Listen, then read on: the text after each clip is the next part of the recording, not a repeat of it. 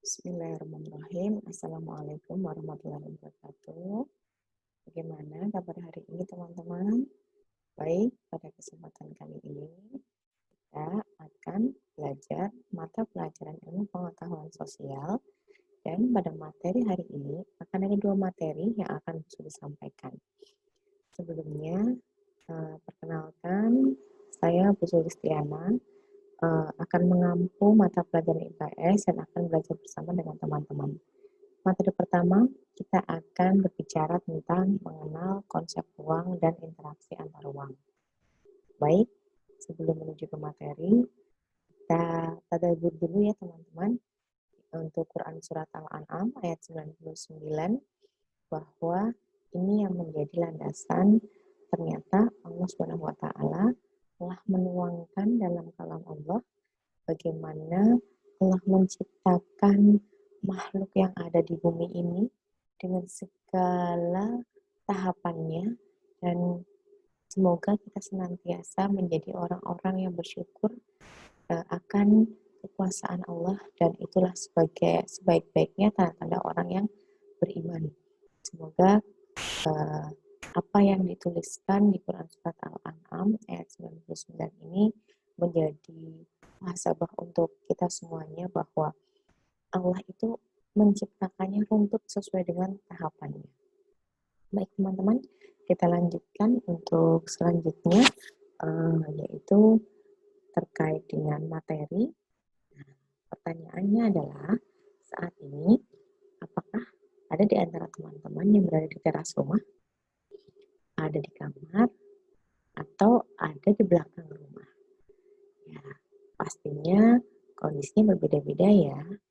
Nah, berikutnya ada pertanyaan nih. Kira-kira di antara teman-teman, apakah ada yang berada di wilayah pegunungan atau pesisir pantai? Pastinya, setiap daerah tersebut memiliki karakteristik yang berbeda. Jika kalian perhatikan perbedaan daerah tersebut dengan tempat tinggal kalian itu apa saja ya? Pasti banyak ya. Salah satunya adalah keadaan alamnya, penduduknya, aktivitas penduduk, serta seni budayanya.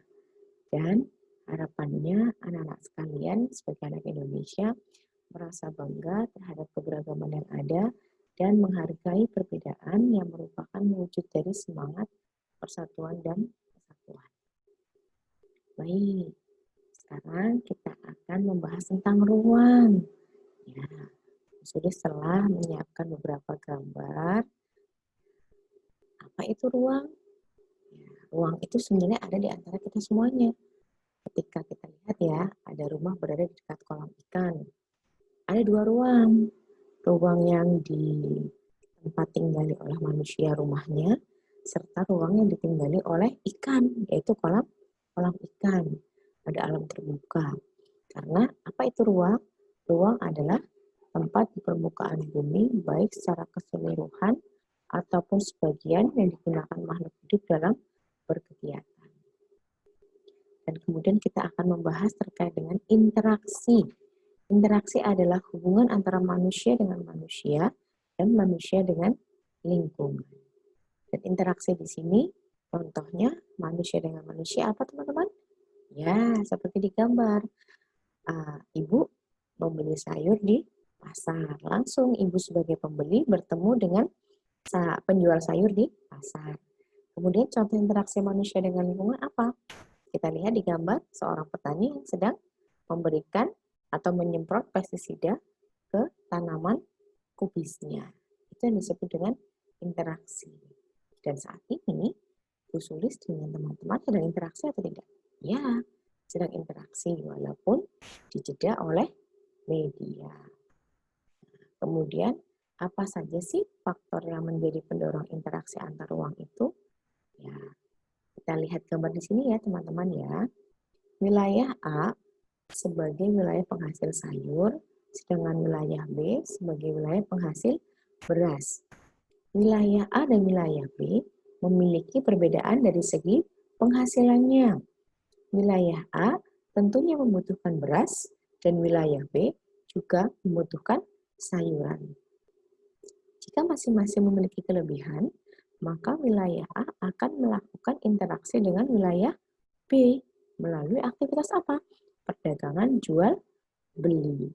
Faktor ini yang pertama karena adanya wilayah-wilayah yang saling melengkapi. Ya, itu faktor yang pertama. Faktor yang kedua, kita lihat ada 3 wilayah. Wilayah X, Y, Z. Wilayah ini memiliki kondisi yang berbeda. Wilayah X berlebih sayuran dan kekurangan ikan. Wilayah Y berlebih ikan, kekurangan sayuran. Wilayah Y berlebih ikan dan kekurangan sayuran. Wilayah X biasanya membeli ikan ke wilayah Y. Namun, setelah diketahui bahwa wilayah Z adalah penghasil ikan, maka wilayah X akan beralih membeli ikan ke wilayah Z. Mengapa? Karena secara jarak lebih dekat dan secara biaya transportasinya lebih rendah. Sehingga terjadilah wilayah X dan wilayah Z melakukan interaksi. Namun, apa yang terjadi? Antara interaksi wilayah X dan wilayah Y semakin melemah. Mengapa? Karena faktor yang kedua yang mendorong interaksi antar ruang adanya kesempatan untuk berintervensi atau saling mempengaruhi. Ya. Kemudian faktor yang ketiga, ya, transportasi barang maupun orang membutuhkan biaya. Biaya untuk terjadinya interaksi tersebut harus lebih rendah dari keuntungan yang diperoleh. Jika biaya terlalu tinggi dibandingkan dengan keuntungannya, maka interaksi antar ruang sulit atau tidak akan terjadi. Kemudahan transportasi dan biaya yang dikeluarkan tergantung dari ketersediaan infrastruktur. Contohnya, jalan raya yang menghubungkan daerah asal dan daerah tujuan. Jalan yang rusak atau jalan yang sulit dicapai akan menyebabkan tidak terjadinya interaksi karena biaya akan mahal. Sehingga faktor pendorong interaksi antar ruang yang ketiga adalah adanya kemudahan transfer atau perpindahan dalam ruang. Baik, teman-teman. Ulangi sekali lagi. Faktor pendorong interaksi antar ruang ada 3. Yang pertama, apa? Karena saling melengkapi. Kedua, adanya intervensi. Yang ketiga, adanya kemudahan transfer atau perpindahan dalam ruang. Dan ada beberapa wujud interaksi kota ke desa yang paling sering kita jumpai dalam kehidupan sehari-hari. Seperti pergerakan barang dari desa ke kota, pergerakan gagasan dan informasi, adanya komunikasi penduduk, pergerakan manusia. Pergerakan manusia yang dimaksud di sini bisa jadi aktivitas bekerja, rekreasi, menuntut ilmu, mungkin ada yang sedang kuliah di luar kota atau sekolah di luar kota. Demikian anak-anak untuk materi ruang dan interaksi antar ruang. Yang harus dipahami adalah teman-teman harus bisa memahami apa itu arti ruang, apa itu arti interaksi, apa yang menjadi faktor-faktor yang mendorong terjadinya interaksi, beberapa contoh terjadinya interaksi. Ya, materi yang pertama kita sudah selesai dan akan kita lanjutkan untuk sesi tanya jawab di grup WA. Terima kasih.